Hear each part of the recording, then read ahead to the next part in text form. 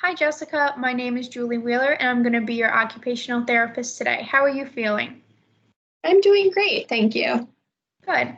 So today I just want to talk to you a little bit about energy conservation and the importance of this technique, as well as I'm going to introduce a pain diary and tell you how to use this and why it's important for us to use.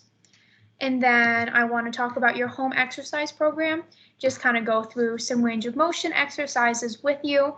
I'll be doing the exercises with you. That way, if you have any questions, you can stop me and we can go through them together. All right. All right. And if you have any questions, just stop me and I'll answer them for you. Thank you. Okay. So first, with energy conservation, it produces a higher quality of life. So when you're going about your day and you're trying to conserve your energy, you can do and perform more activities throughout that day. I know how busy you like to be and how motivated you are. So for me to be able to get you to the point where you can perform more activities in a day will be great for us. So this process of conserving energy will help to minimize the muscle fatigue, any joint stress, and the pain that you're feeling. So it's helpful to save energy, like I said before, so you can perform more activities. This will also help you to build and gain independence as you'll have more strength for a longer period of time. So I kind of want to go through some activities of daily living that you do every day. So this would be showering, toileting, doing your meal prep, and just kind of going about your day. So the first thing that I would suggest for you to do is to plan your day in times that you take to do these tasks with a little bit of a cushion with it. So give yourself enough time in the morning so that you have enough time to take a break if you need it, or to just relax before you leave to go to your next task. This will allow you to feel like you don't have to have everything ready at that moment and that you can take a break and take relatively as long as you need before the next task. So we'll start, I know you start your day taking a shower and getting ready. So when bathing, the fact that you're already utilizing your shower benches is a great energy conservation task that I normally recommend to my patients, as they're not taking up a lot of energy by trying to balance in the shower. So this is a great technique that you're already using so that you can utilize the shower bench and go about showering, and then you can leave and not feel as exhausted. So with regards to showering, what I would also suggest is to lay your clothes out the night before.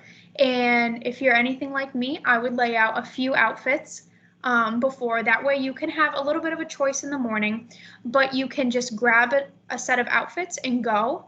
That way you're not spending time in the morning trying to figure out what you're going to wear, and then that would be when you start to feel rushed, is that you took too much time to get your clothes out.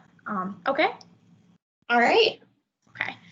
So I know another task that is very important to you is maintaining your household. And I know that you shared with me before that you and your husband share these tasks together, which is very important. So all of your housework doesn't need to be done in one day, even though I know at times it feels like that. So the best thing that you could do is set up like a weekly schedule of like what household tasks you're going to do on Monday, what tasks you're going to do on Tuesday. That way you don't feel overwhelmed to get everything done Monday and Tuesday, and then you have the rest of the week to do whatever you'd like. So that's just one task. That way you're not doing so many tasks in one day that you're too exhausted the next day to even complete any at all. So when cooking meals, it would be best if you could meal prep. It doesn't have to be, you don't have to meal prep for the week, but just meal prepping for the day before the meal is if that's possible. That way you have a little bit of a break between prepping for the meal and actually cooking the meal to take a break if you need that.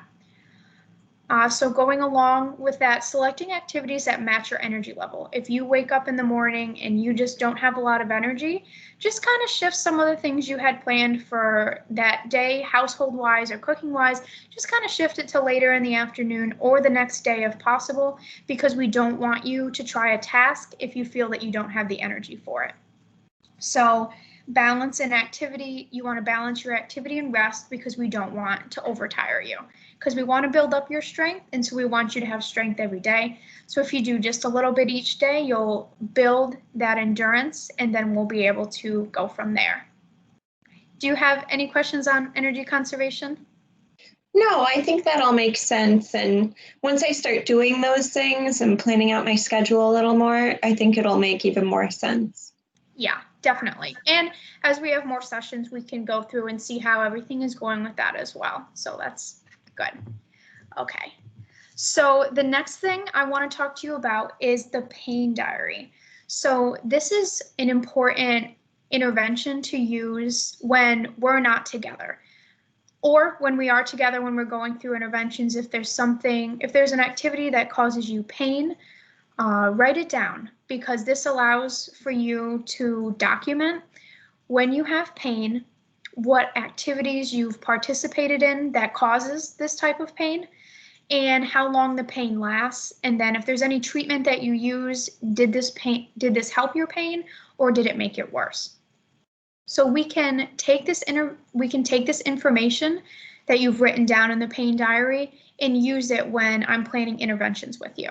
So if I do a certain activity with you and it causes pain, I'm not going to want to do that activity with you again. And I'm going to want to find something that's going to make that pain go away. So when we're not together and you're going about your day, doing your activities, if you could just write down when you're feeling pain and what caused it, that'll give me a better idea of how to help you with that pain and how to modify and adapt these activities so that you're not feeling this pain. So are there any activities right now that cause you the most pain? Well, I know that for me right now, transferring, when I transfer from my wheelchair to like sitting on the couch, that sometimes bothers my legs. Sometimes I feel pain in them.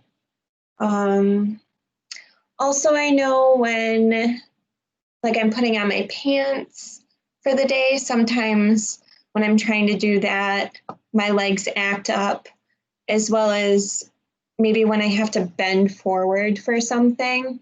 Mm-hmm.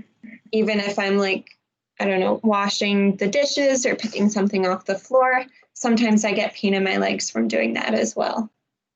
Okay, so that's good to know, because then I can plan something that'll help you to modify these activities so that maybe you're not feeling as much pain.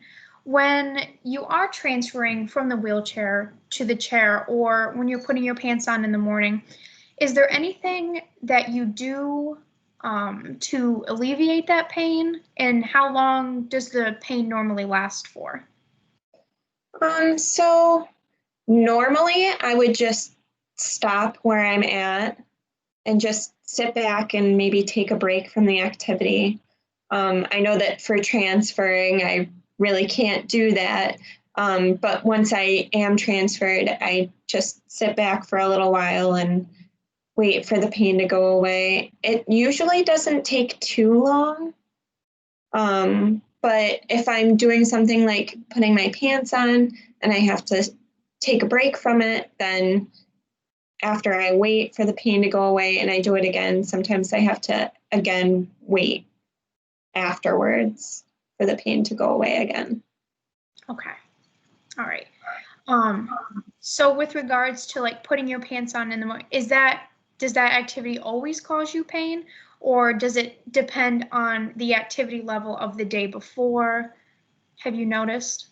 So I would say that it doesn't always, that it really does depend on what else I'm doing throughout the day, and what I have done maybe the day before. If I'm sore from doing something else, then it's probably more painful. Okay. So just by the brief conversation that we've had, I hope you can see the importance of a pain diary so that when you're doing these activities, you write down what causes the pain, and then we can discuss the pain diary and go through everything and try to get you in a place where you're going through your day and you're not in as much pain because we've modified the situation or we've adapted because I know you have a lot of adaptive equipment that you use, so maybe we can incorporate using that a little bit more to help alleviate your pain. Okay. Great. Okay, good. So the last thing I want to work with you today is going through your home exercise program. So the range of motion exercises, it just kind of prevents the development of contractures. So I know you're very active and you like to move around, but doing these activities just kind of helps as well, just to keep you loose and to eventually build your strength. Doing these exercises every day is going to help maintain and improve your endurance. And it's also going to overall improve the range of motion so that we can get you back to functioning at your previous level of range of motion. And then we can work on strengthening these muscles as well. So these exercises that I'm going to go through with you should be done at least twice a day and do about 10 repetitions of each. But of course, if you're experiencing any kind of pain or you're going to do them before you go to bed and you're just too tired from the day, skip them and start fresh with a new day, because I don't want to overexert you or make this activity not fun for you, because this activity is important. So first, I'm just going to move back so you can see me a little bit better. So the first thing we're going to work on is shoulder flexion. And so we're going to do 10 repetitions of it, and I'm going to do them with you. So what it's going to look like is just up and back down. Okay? Yep. All right, I'll count with you. Okay. So 1, 2, 3, 4. Are you experiencing any pain? No, not really. Okay. 5, 6, 7, 8, 9, and 10. Okay, so this next one, I know you've mentioned before that you have a little bit of tightness when you do it. So, and if you can't go all the way, that's fine. And if, of course, if you have any pain during any of these, just let me know and we'll stop. So this one, you're just gonna bring your hand out to the side and you're gonna go all the way up. Okay, so we'll do 10 of these. 1, 2, looks good. 3, 4, 5, 6, 7, 8, 9, and the last one, 10. Good. So another importance of doing these exercises is to improve your upper body strength. So by going through and doing these, we'll improve your range of motion and will also improve your strength. So these are very important to go through. So next we'll do elbow flexion. So that's just going in and coming back out. So that'd be flexion and extension. So you can hold your elbow if you'd like, just to make it a little bit easier. So we'll do 1, 2, 3, 4, 5, 6, 7, 8, 9, and 10.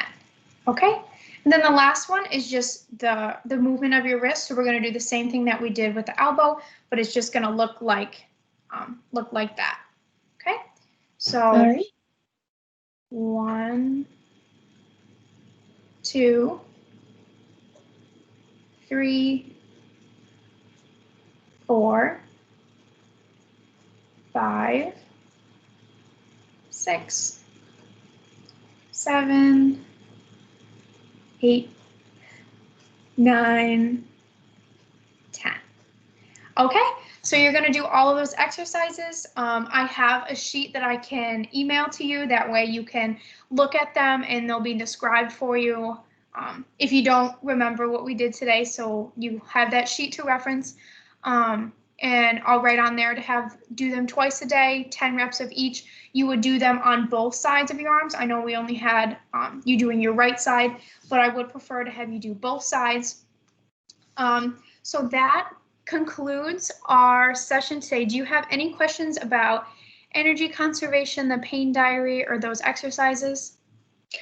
I don't think so. Okay. Well, perfect. I enjoyed working with you, and I look forward to seeing you at our next session. All right. Thank you very much. Yep.